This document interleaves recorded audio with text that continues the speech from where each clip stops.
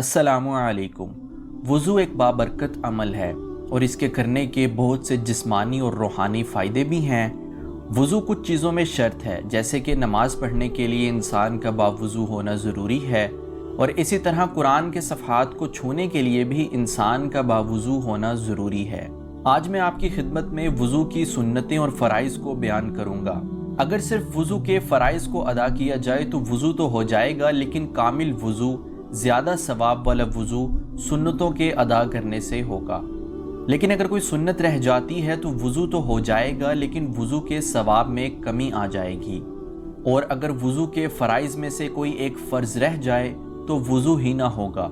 इसलिए वज़ू के फ़राइज़ को ध्यान और तवज्जो के साथ सुनिएगा, और जब भी वज़ू करने लगे तो वज़ू के फ़राइज़ को अपने जहन में रखें और उन पर अमल करें।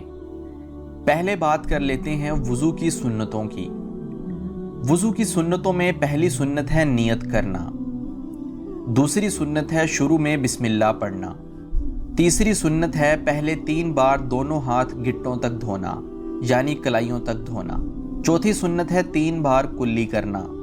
पांचवी सुन्नत है मिसवाक करना। छठी सुन्नत है 3 बार नाक में पानी डालना। सातवीं सुन्नत ये है कि सारे सर का और कानों का मसा करना। आठवीं सुन्नत दाढ़ी और उंगलियों का खिलाल करना। नौवीं सुन्नत ये है लगातार इस तरह धोना कि एक उज़्व खुश्क होने से पहले दूसरा उज़्व धुल जाए, यानी वज़ू में जो आज़ाद धोए जाते हैं उनमें से कोई भी हिस्सा खुश्क होने से पहले दूसरा हिस्सा धो लेना। 10वीं सुन्नत ये है तरतीब वार धोना, कि पहले चेहरा धोएं, फिर कोहनियों समेत हाथ धोएं, फिर सर का मसा करें और फिर पाँव धोएं।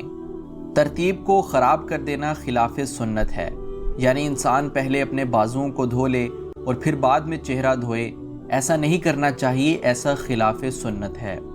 तो ये है वज़ू की 10 सुन्नतें। अब बात कर लेते हैं वज़ू के फ़राइज़ की। वज़ू में कुल 4 फ़र्ज़ हैं, जिनमें से अगर एक भी छूट जाए तो वज़ू नहीं होगा। पहला फ़र्ज़, पेशानी के बालों से ठोड़ी के नीचे तक और दोनों कानों की लो तक चेहरा धोना, यानी ऊपर नीचे दाएं बाएं से मुकम्मल चेहरे को धोना। दूसरा फ़र्ज़ ये है दोनों हाथ यानी बाजुओं को कोहनियों समेत धोना।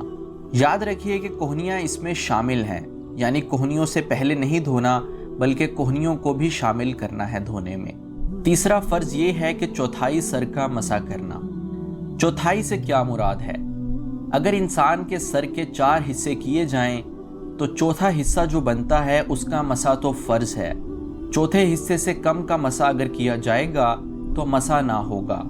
चौथा और आखिरी फ़र्ज़, दोनों पाँव टखनों समेत धोना। पाँव के धोने में इस बात का भी ख्याल रखा जाए कि एड़ियाँ खुश्क ना रहें। इसी तरह उंगलियों के दरमियानी हिस्से को भी धोया जाए, उसका खिलाल किया जाए ताकि उसका दरमियानी हिस्सा भी खुश्क ना रहे। मैंने आपकी खिदमत में वज़ू की सुन्नतें और फ़राइज़ को ज़िक्र किया। मैं उम्मीद करता हूँ कि इससे आपको फ़ायदा पहुँचा होगा। अब मैं आपकी इजाज़त चाहता हूँ। अस्सलामु अलैकुम।